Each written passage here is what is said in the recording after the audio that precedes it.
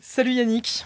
Bonjour. Comment ça va Yannick? Ça va. Vous êtes avec nous dans cet épisode de La Parole A, prêt à discuter avec nous d'agriculture. On va parler de plein de choses. Tu es enseignant-chercheur spécialisé dans les productions animales à l'ESA, une école basée à Angers. C'est l'une des plus grandes écoles d'agriculture en France, très influente dans l'ouest de la France. Et ça va faire plaisir à notre sponsor du jour, Néolé, qui est sponsor pour cet épisode. C'est une entreprise bretonne spécialisée à 100% dans les produits pour ruminants et qui dispose de sa propre usine, sa propre équipe de R&D. Merci à eux de nous faire confiance. Alors Yannick, avec toi aujourd'hui, on va parler agriculture d'aujourd'hui, mais aussi agriculture de demain. Tu as été et tu es professeur en production animale. Déjà, ça consiste en quoi? Être professeur en production animale, ça veut dire quoi? Ça consiste à former donc des ingénieurs. Donc on leur apprend d'abord ce qu'est la physiologie des animaux, donc comment ils fonctionnent, et après comment on utilise ça pour produire. C'est-à-dire comment on utilise les connaissances biologiques, physiologiques et toutes sortes de connaissances sur les bâtiments, les machines, pour au final produire de l'alimentation des hommes, c'est-à-dire produire du lait, de la viande et des œufs. Dans l'école à l'ESA, c'est un apprentissage sur combien de temps? Alors c'est une école en 5 ans, puisqu'on recrute les gens à Bac+0. Et donc tout de suite en sortie les ingénieurs en France, bac. c'est 5 ans. Et puis on recrute aussi des gens qui ont fait autre chose avant, par exemple qui ont fait un DUT ou un BTS, et qui peuvent rejoindre l'école en 3e année. Comment on apprend les bases de la production animale? Et j'entends aussi cette question vis-à-vis des évolutions, d'évolutions technologiques, des évolutions sociétales, agricoles. Est-ce que les bases sont fondamentalement les mêmes, ou est-ce qu'avec ces évolutions-là aussi la manière de faire apprendre les bases de la production animale ont changé? La science avance, donc y compris les connaissances fondamentales, elles évoluent. Donc les enseignants sont priés de se tenir au courant de toutes ces évolutions. Donc ils sont priés de lire, ils sont priés d'aller dans les congrès. Donc ça nous permet d'enseigner quelque chose qui est toujours up-to-date en fait. Et après, pour ce qui est de la technique, il faut aller dans les entreprises, il faut aller dans les fermes. Et les visites que l'on fait permettent aux étudiants de se rendre compte de l'agriculture en évolution. Et toi-même, tu fais des visites en ferme pour être au plus proche des éleveurs, des élevages, et pas qu'en France, aussi à l'international, parce que oui. Alors, c'est essentiel. Nous, on a une règle, c'est qu'en dernière année, on fait systématiquement un voyage d'études à l'étranger avec nos étudiants, parce qu'on considère que quand on a bien décortiqué, ce qui n'est pas facile, l'agriculture d'un autre pays, quand on revient dans le sien, on le comprend mieux. Et alors justement, essayons de comprendre un petit peu l'agriculture d'aujourd'hui, de demain avec toi. Être enseignant-chercheur, c'est aussi comprendre l'agriculture qui nous entoure. Est-ce que la manière de concevoir l'agriculture aujourd'hui, tu as senti une réelle évolution et une rapide évolution sur ces dernières années, notamment? Ah oui, il y a une évolution très rapide. Alors, qui est dû à un nombre de facteurs très importants, mais il y en a un qui est fondamental, c'est l'évolution générale de la société. C'est-à-dire que les agriculteurs ne sont pas des gens qui vivent en dehors du monde, et ils sont perméables aux évolutions de la société. Et par exemple, autrefois, personne n'avait envie de partir en vacances quand on était agriculteur. Aujourd'hui, personne ne conçoit de ne pas partir en vacances. Parce que les autres professions partent en vacances. Et que souvent, l'agriculteur s'est marié à quelqu'un qui n'est pas du monde agricole et qui a des vacances. Donc, ça influe considérablement la vision du travail.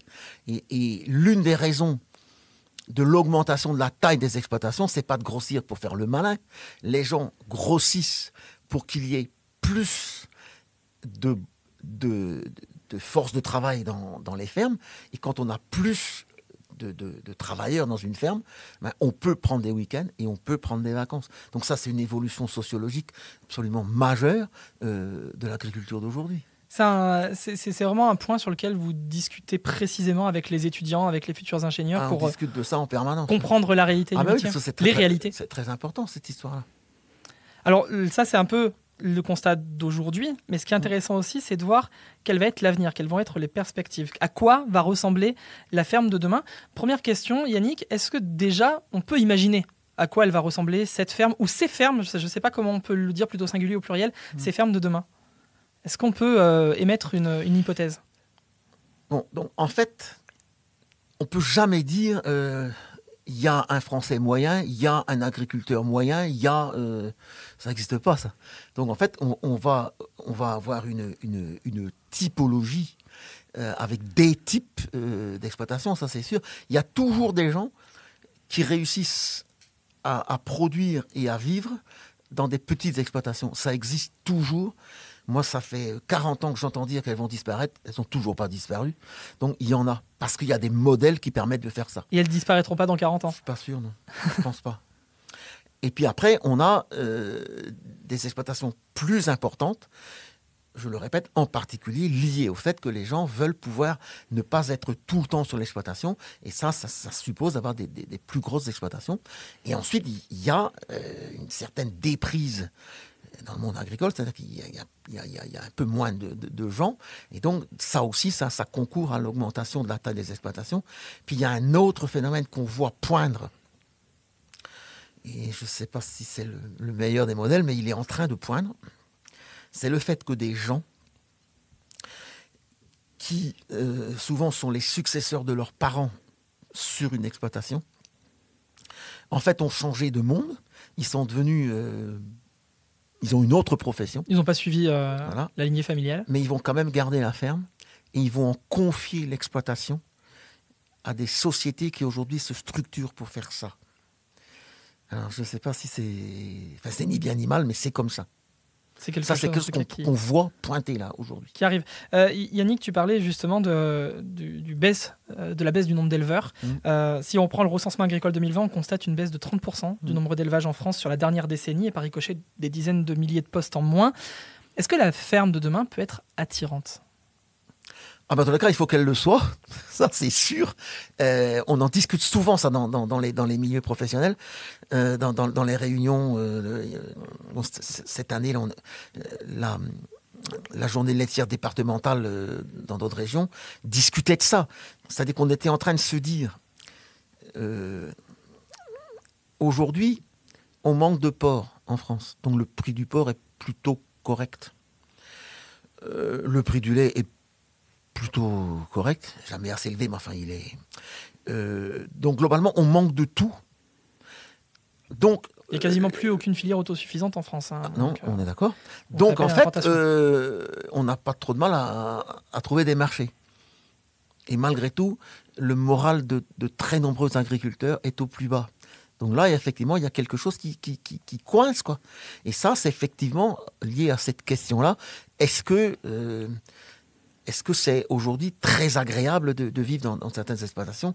Effectivement, ça, on peut se le poser la question. Et je pense que l'une des raisons, c'est que les gens sont parfois débordés. C'est-à-dire, ils ont une pression mentale au travail qui est très, très importante. Et ils sont débordés de boulot. Alors comment on recrée un engouement? Comment on peut endiguer un peu ce problème-là? Est-ce que justement, au sein de l'ESA, l'école dans laquelle tu enseignes, c'est l'une des pistes de recherche de comment casser cette digue-là? Oui, alors ça peut se faire en combinant, en fin de compte, au minimum 2 ou 3 spécialités. Donc il y a la production végétale, la production animale, qui sont les bases techniques, et les sociologues. En fait, c'est avec les sociologues qui décortiquent ce que font les agriculteurs qu'on arrive à comprendre ce qu'ils ont envie de faire, ce qui ne va pas, leurs envies, leurs aspirations, et qu'on peut peut-être proposer ou contribuer à proposer des modèles d'organisation des exploitations qui sont plus agréables, qui sont vivables, qui sont intéressants en fait, quoi. Donc de plus en plus l'agriculture va devenir sociologique, quelque part. Elle l'a toujours été, parce que la sociologie encore rurale, plus, j'ai l'impression, la sociologie rurale, ça ne date pas de hier matin, et on a quand même eu des grands sociologues ruralistes qui ont bien observé les évolutions agricoles, ça c'est sûr. Oui. Parlons un petit peu de technologie et d'innovation dans tout ça. Est-ce que les avancées technologiques vont permettre peut-être de généraliser encore plus certaines pratiques, ou ça va davantage spécialiser pour comprendre à quoi elle va ressembler cette ferme de demain, et à quel point la technologie va prendre une place là-dedans auprès de l'agriculteur? D'abord, la technologie soulage. Quand on est passé de la charrue à cheval à la charrue derrière un tracteur, ça soulage, hein, physiquement. Bien sûr. Et quand on passe de la traite à la main à la machine à traire, ça soulage. Et quand on passe de la machine à traire au robot de traite, ça soulage encore. Donc en fait, aujourd'hui, souvent les gens qui traient, qui ont encore la salle de traite classique, quand on a un troupeau assez important, par exemple 120, 150, 180, 200 vaches, parfois la traite, ça devient quelque chose, pour certains, pas pour tout le monde, mais pour certains, ça devient presque insupportable. Et donc le robot, c'est une solution qui n'est pas parfaite, mais elle amène des soulagements. En particulier, par exemple, les gens qui ont les épaules complètement fusillées par la traite, ben ça les soulage. Le fait de ne pas être obligé d'être à une heure très précise tous les jours à la traite, ça soulage.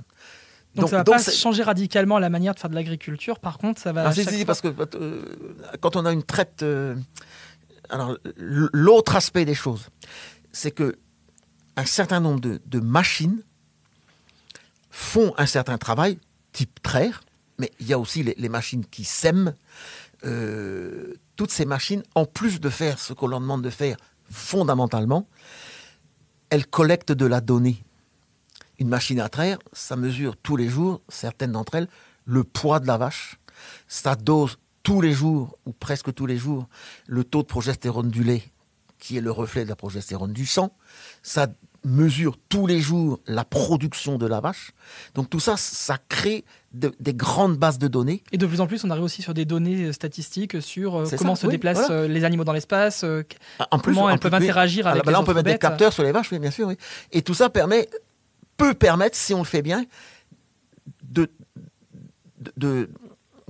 récupérer, si elle est bien moulinée, de l'information sur ce qui se passe dans le troupeau et d'en déduire des actions et des systèmes de management des animaux, ou du sol, ou de la plante.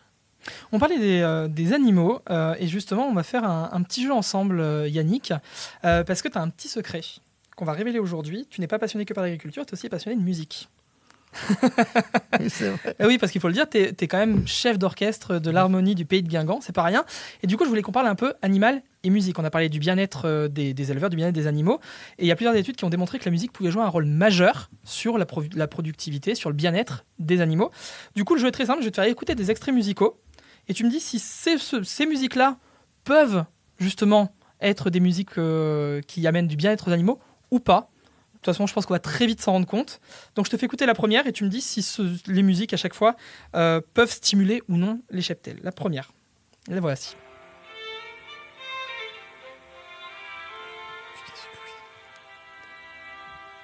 Alors ça, c'est la symphonie pastorale, en plus, de von Beethoven. Oui. Donc, ça, plutôt oui, pour les animaux. Oui, ce qui compte, c'est qu'on fasse un fond musical qui protège des autres bruits. C'est-à-dire ? En fait, la musique en agriculture, les animaux peuvent être terriblement stressés quand un bruit nouveau, imprévu, arrive dans l'élevage. Une fourche qui tombe, hein, ça peut rendre un taureau fou. Et donc, la musique, ce qu'elle fait, c'est qu'elle atténue les variations des bruits. Et donc, ce qu'il faut, c'est des fonds musicaux plutôt calmes et qui englobent et qui font une espèce d'atmosphère cotonneuse autour des animaux qui va, en fin de compte, tamponner tous les autres bruits. C'est ça l'idée de la musique. Alors ça, c'est de la musique classique. Si on passe sur quelque chose comme ça.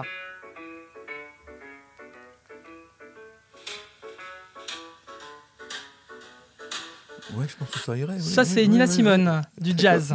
Oui, ça irait. Est-ce que les vaches, mais je ne sais pas si elles sont sensibles au jazz. Elles sont très surtout, je répète, sensibles au bruit intercurrent, quoi. Alors du coup, on va tenter autre chose. Tu me dis si ça marche, ça ?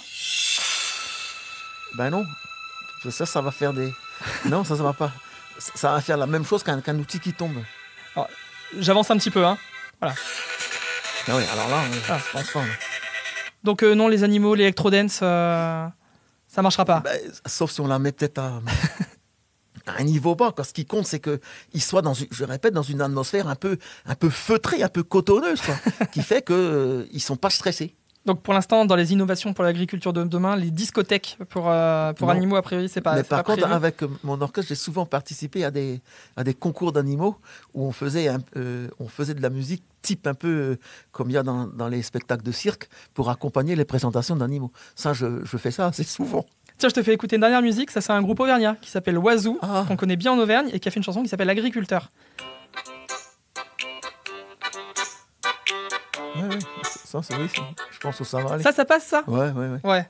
Ça va, ça swing un peu. Moi, je suis sûr que les animaux dans les prés, ils swingent. Ça, j'en suis certain. Alors, je sais pas si par contre ça swing à l'école.